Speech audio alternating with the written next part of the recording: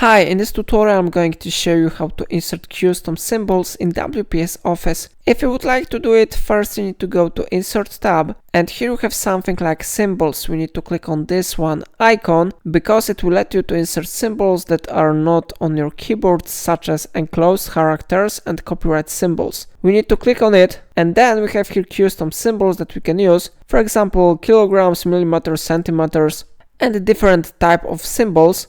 If you would like to see more opportunities, you need to click on more symbols, and then you will be able to select one from multiple available symbols.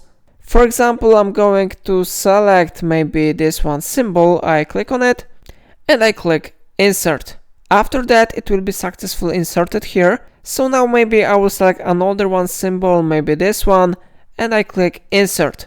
So now I can click close button, and how you see it really works. If I helped you, remember to like this tutorial and subscribe my channel. Please let me know in comment if it solved your problem.